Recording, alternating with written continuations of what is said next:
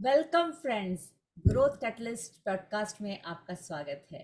मैं आपकी friend Vaishali, cosmic divine coach. आज लेकर आई हूँ कुछ ऐसा जिसकी चाहत हर किसी को होती है। मनी मनी मनी, पैसा बोलता है। तो कि आप लोग सभी चाहते हैं कि हमारा पैसा भी बोले और बहुत फास्ट ग्रो करे, और सब चाहते हैं कि हम बस जल्दी से जल्दी करोड़पति हो जाए। पर क्या ऐसा पॉसिबल है? अपने पैसे को कैसे संभालें, अपने फाइनेंस को कैसे रखें, और ये सब के लिए मैं आज आपके लिए लेकर आई हूँ एक ऐसे कोच को जो इसके बारे में आपको सबसे बेस्ट जानकारी दे सकते हैं। So here I am going to introduce mister Diwakar, जो एक फाइनेंशियल हीरो है। सो दिवाकर जी, आपका स्वागत है इस पॉडकास्ट में। Thank you Vaishali ji. And मैं थैंक यू कहता हूँ। एंड आपके दर्शकों को भी नमस्कार बहुत बहुत।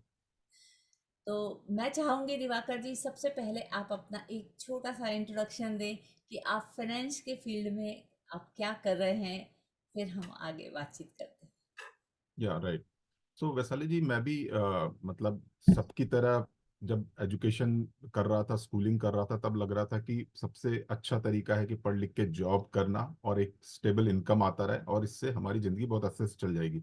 लेकिन जब मैं इंजीनियरिंग करके और आईटी में जॉब करके 10-15 साल वर्क करने के बाद लगा कि ये चीज़ें पॉसिबल नहीं है। तो वहाँ से फिर मैंने फाइनेंशियल अवेयरनेस स्टार्ट की और धीरे धीरे अब लास्ट 5 साल में मैं फाइनेंशियली अवेयर होकर अपने फाइनेंशियली फ्रीडम की तरफ बढ़ रहा हूँ। और इस जर्नी में फिर मैं लोगों को हेल्प कर रहा हूँ फाइनेंशियल स्टेबिलिटी और फ्रीडम दिलाने। Great, great. So here one more IT person जो चेंज करके आ चुके हैं एक फाइनेंशियल नीश में। सो आपने ये बताया कि आपने एक आईटी कंपनी में आप जॉब कर रहे थे, देन यू फाइंड आउट कि इस तरह से आप ग्रो नहीं, इतना नहीं ग्रो कर पाएंगे जितना आप चाहते हैं। सो आपने इसके लिए अपनी फाइनेंशियल जर्नी चालू करी। सो इनिशियली आपका ये फेस कैसा रहा, क्योंकि जॉब से स्विच करना, it is going to be very difficult and very risky, and though also it is in the financial niche। तो फाइनेंशियल नीश में आना वैसे ही रिस्की है, और फिर जॉब छोड़कर आना, इट्स अ डबल रिस्क। सो इसके बारे में आप थोड़ा बताएंगे। राइट। सो लकीली क्या हुआ कि मैं जब आईटी में था तो कुछ फाइनेंशियल बैंकिंग डोमेन के प्रोजेक्ट कर रहा था, एसेट मैनेजमेंट कंपनीज के प्रोजेक्ट कर रहा था। तो मुझे अवेयरनेस हुआ कि फाइनेंस में कैसे काम होता है, थोड़ा सा उससे एक्सपीरियंस हुआ। एंड आईटी में रह के भी ये लगा कि आईटी में जो भी हम काम कर रहे हैं वो अपने लिए नहीं कर रहे हैं, हम क्लाइंट के लिए कर रहे हैं। लेकिन फाइनेंस में हम कुछ काम कर रहे हैं या लर्न कर रहे हैं तो क्या है कि हम अपने लिए उसको यूज कर सकते हैं और अपने फाइनेंशियली स्टेबिलिटी के लिए काम कर सकते हैं। जैसे कि हम सब कुछ ना कुछ करते हैं पैसा कमाने के लिए, और उसको पैसा कमाने के बाद हम सेव करते हैं, तो उसका पैसे का कैसे मैनेज करें। तो मैं मनी के टर्म में कहता हूँ कि एक मेक मनी होता है कि हम पैसा नौकरी करके या बिजनेस करके बनाना। दूसरा होता है मैनेज मनी, कि जो हम बचा रहे हैं या कमा रहे हैं, सेव कर रहे हैं, उसको कैसे मैनेज करना। और थर्ड थिंग कि कैसे मल्टीप्लाई करना, जो हम बचा रहे हैं उसको मैनेज करके और उसको कैसे ग्रो कराएं सो दैट कि we can generate passive income from that. Okay. So इतना बड़ा आपने रिस्क लिया बिकॉज ऑफ कि आपका, आपने उस पे फील्ड पे वर्क किया हुआ था थोड़ा सा। आपकी फैमिली का कैसे इसमें रहा, उनका क्या सोचना रहा कि आप इस तरह से लीप ले रहे हैं, एक पूरी की पूरी सिक्योर जॉब को छोड़ के अपने खुद के उसमें आ रहे हैं। So how was it the transaction for you? It is going to be so smooth easy, और it is you need to convince a lot और something like that? It was a difficult because कोई भी stable चीज़ों को छोड़ के जाना थोड़ा मुश्किल रहता है। और अगर वो आपके थॉट के साथ अलाइन नहीं करती आपकी फैमिली, तो थोड़ा सा समझाना पड़ता है, डिस्कस करना पड़ता है। तो वो चैलेंजेस मैंने भी फेस किए, क्योंकि आपका जो विजन है या किसी इंडिविजुअल का कोई ड्रीम्स विजन होता है तो वो बहुत जल्दी सारे लोगों को क्लैरिटी नहीं आती है। तो वो टाइम लगा मुझे। बट अब वी आर इन सिंक कि हाँ, financial freedom is important. And हम जॉब कर रहे हैं 8 घंटे, 10 घंटे, 12 घंटे, तो वो हम पैसे के लिए भी कर रहे हैं और आपका एक सेटिस्फेक्शन। तो अगर आपको सर्विस देते हुए, काम करते हुए वो पैसा मिल रहा है और थोड़ा पैसिव इनकम की तरफ हम जा रहे हैं, तो दैट इज गुड ऑप्शन। आपने एक वर्ड यूज किया, financial freedom, right?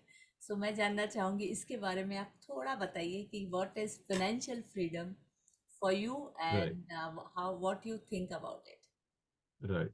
So financial freedom एक वर्ड है जो कि बहुत कभी कभी कंफ्यूजिंग भी होता है और बहुत लोगों को बिलीव भी नहीं होता कि फाइनेंशियल फ्रीडम पॉसिबल ही नहीं है, हमें जिंदगी भर काम करनी पड़ेगी या 60 तक, 60 के बाद भी काम करना पड़ेगा। तो मैं पहले समझाने की कोशिश करता हूँ कि क्या फाइनेंशियल फ्रीडम नहीं है। तो फाइनेंशियल फ्रीडम ये नहीं होता कि हम एक सर्टेन अमाउंट कमा लें और करोड़पति बन जाएं और फिर हम कुछ ना करें। तो बहुत लोगों को मैं कहता हूँ फाइनेंशियल, तो बोलता है फाइनेंशियल फ्रीडम हो गया फिर हम क्या करेंगे। तो तो फाइनेंशियल फ्रीडम का मतलब मेरे हिसाब से ये है कि आपकी जो भी रेगुलर एक्सपेंसेस है मंथली या ईयरली, वो आपका मीट होता रहे, वो पैसा बड़े आराम से आए जिसके लिए आपको फुल टाइम एफर्ट ना करना पड़े। तो वो अगर पैसिवली आ रहा है, जैसे मान लो मैं कहता हूँ कि मेरा 10 लाख रुपए साल का खर्चा है या 1 लाख रुपए महीने का खर्चा है, तो वो कहीं से मीट हो रहा है, मुझे 10, 12, 15 घंटे उसके लिए काम नहीं करना पड़ रहा। अगर हमें इस तरह से जनरेट हो रहा है पैसिवली, तो हम कहेंगे वो फाइनेंशियली फ्रीडम है। एंड देन जो टाइम बच रहा है, तो basically financial freedom is time freedom. तो उस टाइम फ्रीडम में आप अपनी इच्छा से कुछ कर सकते हैं, कंट्रीब्यूशन कर सकते हैं, लोगों की हेल्प कर सकते हैं या अपने पैशन पे काम कर सकते हैं, ना कि कोई चीज जबरदस्ती करना पड़े। तो उसको मैं फाइनेंशियल फ्रीडम मानता हूँ। राइट, जैसे कि आज की जनरेशन जो कॉर्पोरेट, खासकर जो कॉर्पोरेट वर्ल्ड में काम करती हैं, they work day and night, and they have that much of money, but they don't have right, that much of time to enjoy their life. तो राइट, उनको वहाँ राइट, कहीं ना कहीं थोड़ा फैमिली का भी उनको प्रेशर आता है कि भाई तुम टाइम नहीं दे रहे हो। So your work is like, जैसे मैं आपका पोर्टफोलियो देख रही थी, मैं आपका देख रही थी तो उसमें काफ़ी सारी चीज़ें थी कि नॉट ओनली थिंग कि आप अर्न करो या पैसिव अर्न करो। उसमें मैंने देखा कि बहुत सारे प्लान आउट आपने बना रखे हैं, बहुत सारी चीज़ें, समथिंग लाइक रिटायरमेंट प्लान, और हाउ टू डेप्ट, आपके यदि डेप्ट है तो डेप्ट से कैसे बाहर निकला जाए, और ऐसे। तो इस बारे में आप थोड़ा हमको बताइए कि आप कैसे कर रहे हैं, और क्या क्या चीज़ें जो हैं जो आप दर्शकों को दे सकते हैं और बता सकते हैं कि आपके पास ऐसा क्या क्या है और वो क्यों आप तक पहुँचे। राइट। तो मेरे हिसाब से फाइनेंशियल फ्रीडम एक जर्नी है जिसको हम 3, 4 स्टेप्स में कर सकते हैं। तो पहले डेप्ट या फाइनेंशियल रिटायरमेंट प्लानिंग से पहले मैं कहूँगा कि जैसे हम ग्रो करते हैं लाइफ में, तो हम पहले स्टूडेंट होते हैं, तो हमारे पास नो फाइनेंशियल नॉलेज होती है और कोई इनकम भी नहीं होती। राइट। जैसे जैसे हम कोई जॉब में आते हैं या 25+ होते हैं, तो हम किसी बिजनेस में आते हैं, तब हमें इनकम स्टार्ट होता है और फाइनेंशियल नॉलेज लेना स्टार्ट करते हैं। हमारी सेविंग अकाउंट खुल जाती है, पीएफ वगैरह कटने लग जाता है, फिर बैंक हमें फॉलोअप करते हैं कि भाई एफडी करा लो। तो वो फर्स्ट स्टेज ऑफ नॉलेज होता है, वहां से हमें फाइनेंशियल जर्नी शुरू होती है कि हमारे पास इनकम आ रहा है और हम कुछ सेव कर रहे हैं, राइट। जहां से हमें 3, 5% का रिटर्न मिलना स्टार्ट होता है। तो राइट। जैसे जैसे हम एक्सपीरियंस होते हैं, देन हमारे ऊपर है कि हम फाइनेंशियल नॉलेज को और ज्यादा लें, या बस एफडी तक या म्यूचुअल फंड तक या कुछ जो वो बता रहे हैं कि ईएलएसएस कर लो या यूलिप कर लो, उसमें ही हम रह रहे हैं। अगर हम थोड़ा अवेयर होकर अपने बारे में अच्छे से सोचें और फाइनेंशियल प्लानिंग करें, तो हमारी अपने आप ही रिटायरमेंट अच्छी हो जाएगी और डेप्ट नहीं होगा। अगर हम ये नहीं करते हैं तो रिवर्स होगा कि हम फैंसी चीजों में, क्योंकि मार्केटिंग और सेल्स बहुत हो रहा है टीवी में, व्हाट्सएप पे, हर जगह जहां भी हम सोशल मीडिया में है, मार्केटिंग चल रही है, सेल्स चल रहा है, तो हम फैंसी आइटम में फंस जाते हैं और घर में बहुत ज्यादा लग्जरी घर खरीदने में या कार खरीदने में या मोबाइल खरीदने में, इसमें हमारे बहुत सारे जो भी इनकम है चला जाता है, इनकम का पार्ट। प्लस हम एक्स्ट्रा लोन भी ले लेते हैं क्रेडिट राइट। कार्ड से या पर्सनल लोन। तो राइट। क्या होता है, वो डेप्ट में हम साइकिल में फंस जाते हैं, जिससे कि फिर हमारी सेविंग क्या निगेटिव सेविंग हो जाती है, लोन चला जाता है। या। और उसकी वजह से हमारी लॉन्ग टर्म्स अगर हम नहीं कर रहे तो कंपाउंडिंग का फायदा नहीं मिलता और हमें रिटायरमेंट पे बहुत कम सेविंग रहती है, तो हमें डिपेंडेंट रहना पड़ता है दूसरों पे। तो ये चीजें हैं कि हमें अवेयरनेस जल्दी हो जाना चाहिए और उसके लिए काम करना चाहिए। यस, ये आपने बहुत अच्छी बात पूरी बताई, क्योंकि इतने इस बारे में कोई सोचता ही नहीं है। जो आपने बोला कि एक नेगेटिव हमारी सेविंग हो रही, दैट इज डेब्ट में जा रहा है, लोन में कट रहा, क्योंकि आम लोगों की जिंदगी लोन में ही खत्म होती है। क्योंकि आज ईएमआई, दैट इज ईएमआई में खत्म होती है, if you can say, not loan, exact word is EMI, कि हमने हर चीज़ ईएमआई पे ली होती है। अभी घर में आप कोई भी चीज़ खरीदते हो, बड़ी चीज़, तो आप एकदम से समझिए फ्रिज खरीद रहे हो तो 40-50 हज़ार, 60 हज़ार, 70 हज़ार रुपये आप एकदम से कैश नहीं दे सकते। So always take the EMI की चलो मंथली कट जाएगी। बहुत बार आजकल तो सारे न्यू जनरेशन वाले मोबाइल भी सब ईएमआई पे लेते हुए, बिकॉज मोबाइल्स अच्छे हैंडसेट चाहिए तो 1-1.5 लाख का आपको हैंडसेट हो जाता है। तो ये सब आपका नेगेटिव फीलिंग में, नेगेटिव आपकी सेविंग जो आपने वर्ड यूज़ किया, that is really too good. And उससे मुझे भी जानकारी मिली कि दिस इज़ नेगेटिव सेविंग है, जिसको actually that is not good for us. जब जो हम सोच रहे हैं ईएमआई हमारे लिए बहुत अच्छी होती है। सो अब इस पूरे सर्कल से कैसे निकला जाए या कैसे निपटा जाए, क्या किया जाए ऐसा कि थोड़ा थोड़ा यदि आप कुछ टिप दे सकें या कुछ बता सकें, और एग्जैक्टली आप कैसे इसको मतलब जो आपके पास आते हैं उनके साथ में आप किस तरह के से स्टेप बाय स्टेप जाते हैं, थोड़ा सा बताएं। Yes, right. सो जब कोई मेरे पास सजेशंस के लिए आता है तो हम सबसे पहले एक एक्शन लेके डिस्कस करते हैं कि अभी आपके पास क्या करंट सिचुएशन है, करंट सिचुएशन है, कहाँ कहाँ किस किस एसेट क्लास में आपका करंट पैसा है। अगर किसी के पास मान लीजिए 50 लाख रुपए है, तो उसका कितना पैसा आपके म्यूचुअल फंड में है या सेविंग में है या एफडी करा रखा है उसने, कितने पीएफ पीपीएफ वगैरह में है, कितने की प्रॉपर्टी है। तो उसके हम परसेंटेज एलोकेशन करते हैं तो हमारे पास पिक्चर क्लियर हो जाता है कि हमारा क्या हैबिट है। और साथ में हम लोन भी देखते हैं कि भाई कितना लोन कहाँ कहाँ है। तो इससे होता है कि हमारी पॉजिटिव एसेट दिख जाती है, किस किस एसेट क्लास में कितना है। नेगेटिव एसेट को हम लायबिलिटी बोलते हैं, तो वो लायबिलिटी कहाँ कहाँ है। ये एसेट को टोटल करते हैं, हम लायबिलिटी को माइनस करके हम जो रिजल्ट आता है उसको हम कहते हैं नेटवर्थ। तो उस पर्सन की वो नेटवर्थ कैलकुलेट करता है, तो उसे क्लैरिटी हो जाती है कि यहाँ यहाँ पैसा मेरे पास पॉजिटिव है, यहाँ यहाँ नेगेटिव है। और नेगेटिव पैसे को पॉजिटिव पैसे से माइनस करने पे हमें मिल जाता है एक अमाउंट जो कि उसका नेटवर्थ रहता है। तो इसके बाद फिर हम डिस्कस करते हैं कि ये परसेंटेज को कैसे चेंज करके थोड़ा सा आइडियल बनाया जाए। जैसे किसी ने प्रॉपर्टी ले रखा है 70% का टोटल नेटवर्थ का, अगर 1 करोड़ की उसकी नेटवर्थ है और वो 70 लाख का घर ले रखा है, तो 70% एसेट जो है उसका हाउस में है।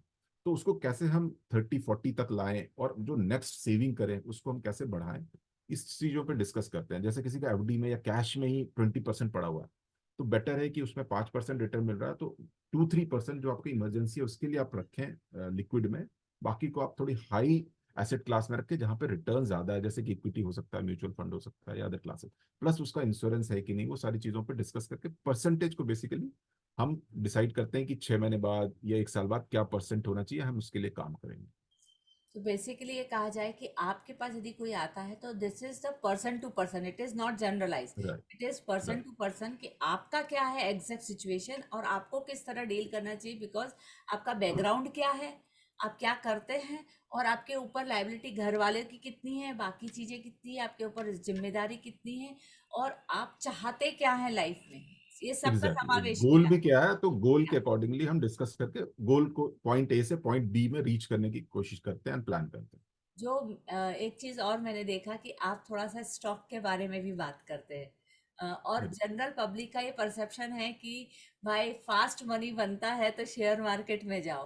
परंतु मैंने ये देखा है, जो मेरा अनुभव है इतने सालों का, बिकॉज हमारे फैमिली में स्टॉक का काफ़ी रहा है, फिर और शेयर मार्केट का काफ़ी रहा है। तो मैंने देखा है कि जितने जल्दी जो ऐसे ऐसे करते हैं ना कि फास्ट अर्न, वो उतनी फास्ट चला भी जाता है स्टॉक मार्केट में।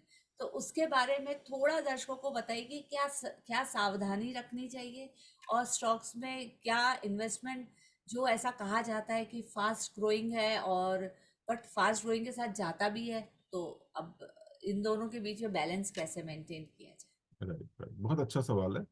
बेसिकली क्या होता है जब हम कहते हैं कि भाई इन्वेस्टमेंट करो इक्विटी में, तो ऐसा नहीं होता कि आपको 100% इक्विटी में डालना है। तो जैसे मैंने कहा कि परसेंट एलोकेशन करने के बाद हमें ये देखते हैं, जैसे आइडियल सिचुएशन अगर आप बैंक वाले से पूछेंगे या किसी फाइनेंशियल एक्सपर्ट से पूछेंगे तो दे विल से कि आपका जो एज है, जैसे मान लीजिए 40 ईयर्स का है, तो 60% आपका इक्विटी में होना चाहिए। तो मैं कहता हूँ कि अगर आपका 0%, 1%, तो एटलीस्ट मूव इट टू 10%, 20%, वहां तक तो जाए। तो एक तो ये मिसकंसेप्शन है कि जब हम कहते हैं इक्विटी में, तो इसका मतलब ये नहीं कि आप सारा पैसा इक्विटी में डाल दो। वो 10% आपका होना चाहिए टोटल नेटवर्थ का, या 20%, 25%, 30%, 40% तक हो। 50% से तो बिल्कुल भी ज्यादा ना हो। एक तो ये है, तो सेफ है। प्लस डिफरेंट एसेट क्लास में अच्छे से डिवाइड होना चाहिए।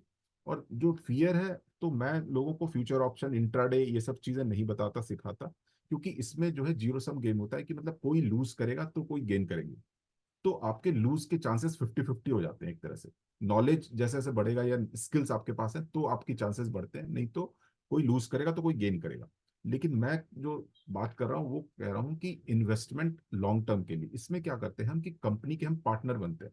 जैसे मैंने किसी कंपनी के शेयर लिए तो आई बिकम ए पार्टनर, या चाहे 0.001% का पार्टनर हो गया, और वो कंपनी जो ग्रो कर रही है उसके साथ हमारा ग्रो चल रहा है। कंपनी क्यों ग्रो क्यों करेगी? क्योंकि वो कुछ सर्विस दे रही है, कोई प्रोडक्ट बना रही है, उनकी एम्प्लॉय ज्यादा बढ़ रहे हैं, सर्विसेज बढ़ रहे हैं, उसकी नई नई कंपनी ब्रांचेस खुल रहे हैं। तो वो टाइम के साथ ग्रो करेगा and we will also grow और our money will also grow with that time. तो ये एक विनिंग सिचुएशन है।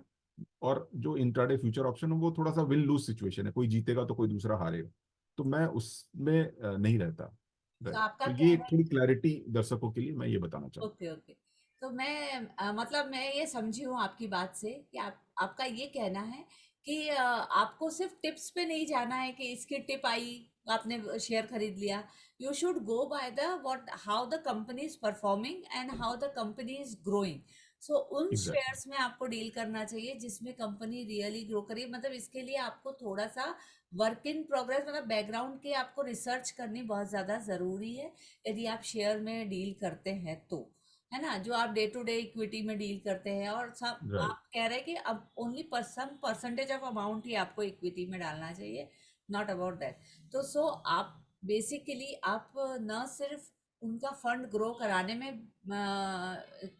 हेल्प करते हैं, बल्कि आप साथ ही साथ में उनका जो पूरा पोर्टफोलियो है उसको कैसे प्रॉपरली मैनेज किया जाए, that you see and that you do. तो ये पूरा प्रोसेस ये आप सिखाते भी हैं कि सिर्फ आप ये इसको फाइनेंशियल इसकी सर्विसेज ही देते हैं?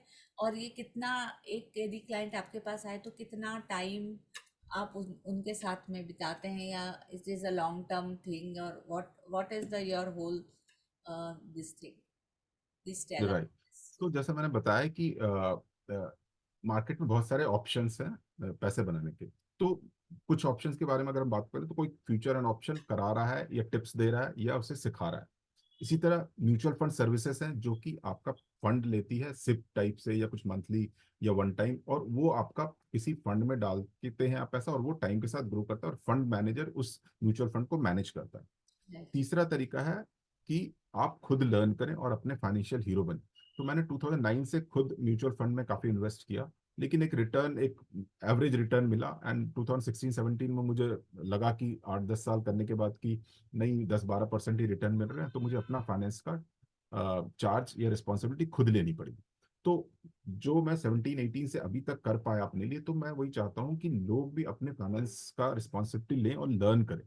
तो मैं टीच करता हूँ बेसिकली कि कैसे अपने पोर्टफोलियो एसेट क्लास को आप ठीक से ट्रैक करो और ग्रो करो। तो मैं स्मार्ट पोर्टफोलियो ट्रैकिंग सिखाता हूँ, और सिखाता हूँ फंडामेंटल और टेक्निकल एनालिसिस, जिससे कि वो थोड़ा सा देख पाए कि कौन सी कंपनी अच्छी है और कब खरीदना है कब बेचना है, थोड़ी टाइमिंग कर पाए। तो वो मैं टीच करता हूँ। बेसिकली एजुकेशन मैं देता हूँ सो दैट कि वो लोग अपने फाइनेंशियल हीरो खुद बन सके। राइट। और यही सबसे अच्छा तरीका लगा मुझे, क्योंकि आप टिप्स देते हो तो वो डिपेंडेंट रहते हैं आपके, और कभी आप उनकी रिक्वायरमेंट नहीं दे पाए या तो वो फंस जाते हैं। तो इसलिए उनको लर्न कराना, और 6 मंथ to 1 ईयर में वो ये लर्न करके वो खुद अपना फाइनेंशियल हीरो बन जाए, मेरी यही एक्सपेक्टेशन होती इट्स रियली गुड, क्योंकि हर एक व्यक्ति को अपने फाइनेंस हाथ में रखने चाहिए। और ये खासकर मैं तो लेडीज को कहूंगी कि आप लोग को जरूर कर सीखना चाहिए, क्योंकि सबसे ज्यादा कमजोर माना जाता है जो है नहीं। क्योंकि जो हर जगह मैनेज कर सकती है वो फाइनेंस में मैनेज कर सकती है, बट क्योंकि वो माइंडसेट एक बना दिया गया है कि लेडीज को इतना नहीं आता है या फाइनेंस में नहीं डील कर सकते हैं। एक टाइम था जब मैं अपना खुद का पोर्टफोलियो खुद मैनेज करती थी, तो it is not like that. But if you learn, तो बहुत ही अच्छी बात है कि उसको कैसे फंडामेंटली जाते हैं, कैसे फंडामेंटली हम ग्रो कर सकते हैं। तो बेसिकली आप जब जाएंगे दिवाकर जी के पास तो आप फंडामेंटली सीखेंगे, बेसिक कोर्स से सीखेंगे। इट इज़ नॉट लाइक कि वो आपको बता देंगे ये करो ये करो ये करो और आपने वहाँ जाके कर लिया, अब वो नहीं कर रहा है तो फिर आप उनके पास वापस जाओ कि भाई ये क्यों नहीं ग्रो कर रहे थे। It is not like that. You have to learn from fundamentally, तो आप अपने फाइनेंस अपने हाथ में रख सकते हैं। तो अभी ये फाइनेंस फाइनेंस पैसा पैसा हमने बहुत बात कर ली पैसे को लेके। तो अब हम जानेंगे रियल दिवाकर जी को कि फाइनेंस के पीछे वाले दिवाकर जी क्या हैं। तो आप क्या एक्स्ट्रा करिकुलर एक्टिविटी, क्या आपका पैशन है फाइनेंस के अलावा, इस सब चीज़ के अलावा और क्या आप शौक रखते हैं, और किस तरह अपना टाइम थोड़ा स्पेंड करते हैं, अपने बारे में थोड़ा बताइए।